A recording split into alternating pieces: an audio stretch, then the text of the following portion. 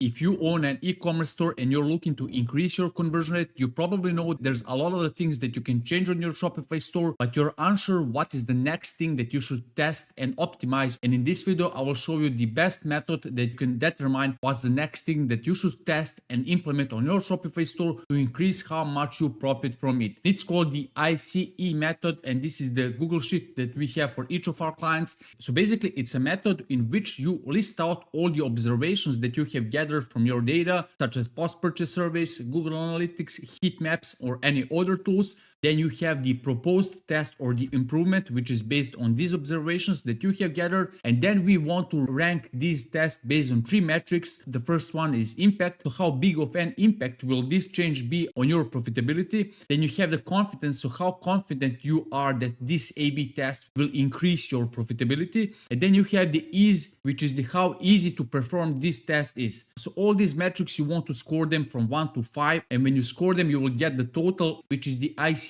score of that test. And then based on the ICE score, you want to prioritize what tests you want to run next. So let's cover how it looks on this hypothetical example. So let's say you have gathered your data from your Google Analytics and you have realized that 55% of users abandon the checkout process, which is indicating that they're not feeling secure during the checkout process or just are not confident enough to complete their purchase. And then based on this observation, you're proposing that you should A/B test adding a visible trust signals throughout the checkout process, such as security badges, SSL secured, and all these things. And therefore you will make them feel more confident to buy from you and you will increase your profitability. So let's see how we would rank this test. So 55% of the users abandon the checkout process. That's a huge number. Because of that, if we improve this, the impact on your profitability will be from 1 to 5. So we are going to put here 5. The confidence that this proposed test will perform better based on our data, based on our previous tests, is, let's say, 4. And how easy to perform this test is, it's relatively easy. You can basically set it up in a 1 day and get it live. So let's say the ease of it is 5. So now we have the ICE score of the first test, the 14. Let's go with the next one. So in the next one, we have 65% of customers in post-purchase survey mentioned that the product images do not clearly show product details, leading to hesitation in the decision-making process. Then the proposed test for this is that if we create new high-resolution images that includes live shots and all these things and implement it as an A/B test, we would see the increase in the conversion rate and therefore in the profitability. So because it's 64% in this point, that's a huge number. The impact of this test will be 5.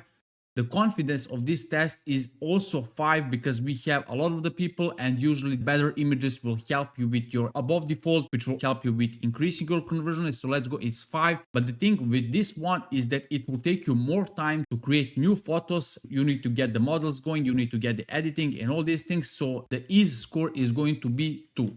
Let's go with another one.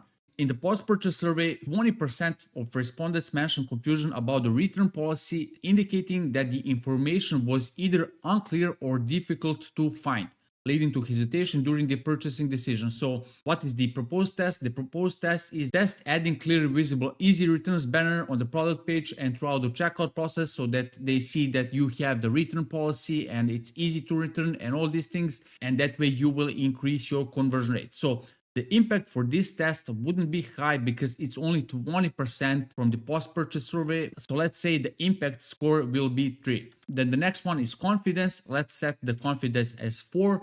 That the ease is going to be 5 because it's relatively easy to put this and get it going. So now we have the ICE score of the 12. And the last example that we have here, the bounce rate on mobile devices is higher. It's 60% compared to the desktop. So the proposed test is to have the mobile optimized version of the product page that has a simplified layout with all the essential information such as price, product names, benefits, and all these things. And this should be displayed above default. So the percentage of the bounce rate is very high. And considering that most of your traffic is from the mobile device, the impact of this test is going to be 5. And depending on how the current mobile page look like and different aspects, we can determine the confidence. But usually when you improve the above default, you will get that improvement because it's the most important part of your product page. So let's say the confidence of this test is 4, and the ease of implementation of this test is not 1 day. It will take you a few more days, so we can't set it as a 5. So we will set it as a 4 in this example, and therefore we have the ICE score for the latest one.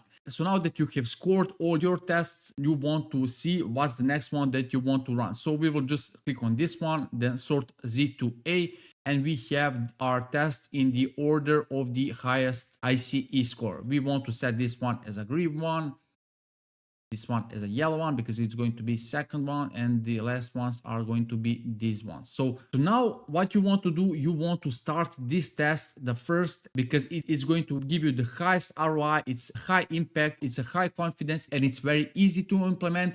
And while you're doing this test, what you can start doing in the background is to start creating the images of this one because it has a high impact, it has a high confidence, but it's not that easy to perform. So in the background, you want to start preparing the new images and all the stuff so you can perform this test. And whenever you push a new test and you get the results, you want to remove that test from your ICE sheet, and therefore you will keep your sheet clean and you will have space to put new observations and new tests and improve your conversion rate. That's it for this video. If you have any questions, let me know down in the comments. If you'd like to receive my free trainings, click the link down below and watch the next video that will help you with increasing your Shopify profitability.